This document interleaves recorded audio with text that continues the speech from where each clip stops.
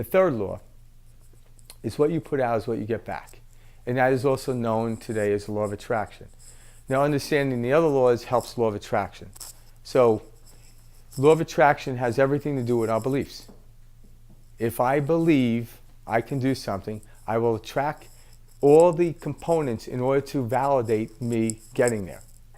If I believe I can't do it, I'm going to attract all the components and the people in my life to say I can't do it until a further time to where, but that's why a belief against something feels bad, because there's something in you saying you're choosing the wrong belief for this instance. It isn't wrong empirically. It isn't right for where you want to go. And then the fourth law is change is the only constant except for the first three laws. So if change is constant, you cannot ever possibly know what's going to happen. You can't. It's always constant. We can't keep up with it. But if we stay focused and centered, the mechanism of the left brain will show us how to adapt to that change. Does that understand it better? So once we start comparing beliefs to other people, we're dead in the water. My belief isn't to compare to someone and make it better. You can be in partners with somebody, and they have a belief the business should run this way, and I believe it this way. And if you're really good, you don't compete. You collaborate. Because guess what? If you have partners with someone, you can't both be doing the same thing. So their belief is this, my belief is that. Like the drummer in a band, his belief is this, the guitar player is this, the singer is this, and the bass player is this. And then they all play, and it's one song. Belief is something that actually is produced by action. Action is produced by belief. So it's very difficult to say it's a chicken or the egg. So you might have a session of thoughts. So I can have a bunch of thoughts thinking about something. Once I take action, I give birth to it. If I don't take action, it's stillborn. I didn't manifest it. So if you have a negative thought or something like that, it's no big deal. I actually heard someone, it was a beautiful phrase of putting it. If you have a negative thought which you deem to be negative, let it go. Create it stillborn. Don't give birth to it. But when you have a desire, it's something you want to do, get the midwife to help deliver it. And that's it. There's a part of it when it comes to the baby is in there and the midwife is called within the day or so prior to the birth coming. And that becomes the most violent part of life, right? Think about the conception was easy, it was joyful. 9 months, for the guy it wasn't bad. The woman had to bear it and grow. But once the midwife is in there, they're screaming for the epidural. But the thing is when the woman knows the baby's coming through canal, that pain is so worth it.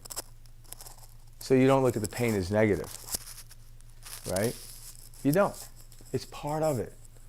So when a belief comes, the belief is founded by the action which we take. Otherwise, you don't really have a belief. Someone could tell you what to believe, but until I take action on it, I don't believe it. But a negative belief, oh yeah, I believe I can't do it, so therefore I didn't do it and I couldn't do it. But the truth is you didn't do it. That's why it didn't occur. So the belief then becomes nonsensical. The belief will protect you, because if you think you're going to get hurt getting on the airplane, the belief says don't get on it. I don't believe in, if you have a fear of heights, right away jumping on top of a ladder or the tallest building. You got to make the belief nonsensical before you can do that. Because if you throw caution to the wind, guess what's going to happen? You're going to walk up that ladder with the belief, fall down, break your arm, and guess what's going to happen? You just validate the belief. See, I told you why I'm fair. But it was, if you walked up the ladder without the fear, you wouldn't have fell off, right? So never do that. Don't throw caution to the wind. Get the belief to be nonsensical in order. Like obviously you got on the plane, got a little irritated, but the belief was more nonsensical than it was that you're going to die. You weren't like, you just, could be the movement or whatever. So you got on the plane and the belief still protected you, but as you slowly let go of it, the flow of energy goes through. Why we got sick? The energy was stuck.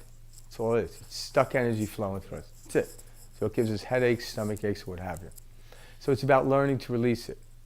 And you can only release something when you know the blockage is. What did I do wrong? You didn't do anything wrong. You had an experience, period, bottom line. Let it go. and that automatically releases the energy. And then when you hear, even though the disease is still there, you then know what action to take to get moving in the right direction. Well, thank you once again for coming out and participating in this whole thing, because like I mentioned, I'll mention this every time, the energy level in this room, whether you know it or not, had risen from when you guys lingered in. And if you actually understand what that produces in the universe, that's all you'll ever need to know. We affected positively probably tens of millions of people right now just by having this conversation with just us. So if you need something to hold on to successful, just hold on to that. And the rest is just nonsense. But it's fun nonsense, so by all means do it. All right? Thank you.